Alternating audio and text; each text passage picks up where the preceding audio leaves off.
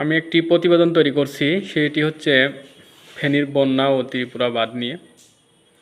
সাধারণত আগস্ট মাসে যে পরিমাণ বৃষ্টিপাত হয় তার থেকে বেশি বৃষ্টি হয়ে গেছে এই 3 দিনে, যার কারণে এই বন্যাটা সৃষ্টি হয়েছে।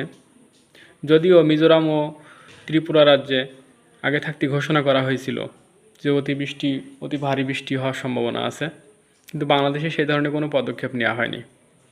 আর আরেকটা কাজ আছে, এই সময় স্থানীয় একটা নিম্নচাপ তৈরি হয়েছিল। এই স্থানীয় নিম্নচাপের কারণে উত্তরের যে মেঘটা আছে সেটা উত্তর দিকে সরে যায়। প্রতিবার যে উত্তর দিকে সরে যায়, এবার সেইভাবে সরে যেতে পারেনি, যার কারণে ত্রিপুরা ও মিজোরামে প্রচুর পরিমাণে বৃষ্টি হয়। ত্রিপুরা মিজোরাম আমাদের মতনই বন্যা হয়েছে, এবং সেই বন্যার কিছু বলতে বাংলাদেশ ভাটির দেশ হওয়ার কারণে, নিচু অঞ্চল হওয়ার কারণে পানি বেশিরভাগই বাংলাদেশে প্রবেশ করছে, যার কারণেই আমাদের এই বন্যা দুর্ভোগ দেখা দিয়েছে। আগেও এরকম চট্টগ্রাম সিলেট ডুবছে, আমি কয়েকটা প্রতিবেদনে দেখছি। 2007 সাল থেকে যে বন্যা হয়েছিল 2007 সালে, সেখানে প্রায় 128 জন মানুষ মারা গেছিল। 610 মিলিমিটার পর্যন্ত পানি উচ্চতা বৃদ্ধি পাইছিল। 2011 সালে 6 দিনের বৃষ্টিপাত হয়েছে এবং 19 জন মারা গেছিল।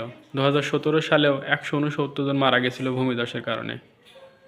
2022 সালে বন্যা হয়েছে, এগুলো আমরা দেখছি। মৌলভীবাজার, হবিগঞ্জে 2022 সালে বন্যাদের পাকা ধান ডুবে গেছিল।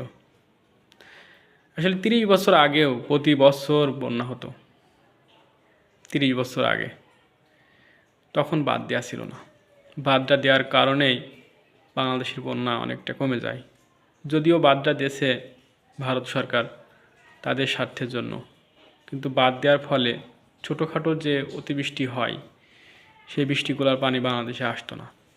তো এবার অতিবৃষ্টি হওয়ার কারণে এবং স্থানীয় নিম্নচাপের কারণে মেঘ সরে না যেতে পারায় পানিটা অতিরিক্ত হয়ে গেছে। তো আবার দেখা গেছে 1971 সাল থেকে 2014 সাল পর্যন্ত 43 বছরে প্রায় 68টা বন্যা হয়েছে। এর মধ্যে 41,000 মানুষ মারা গেছে। $2 বিলিয়ন এর মতন ক্ষতি হয়েছে এশিয়া ব্যাংকের জরিপ অনুসারে।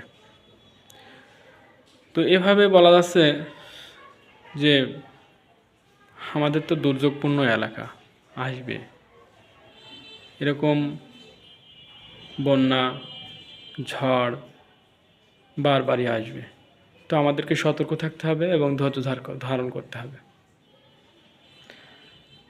তো সকলে ভালো থাকুন। আল্লাহ হাফেজ।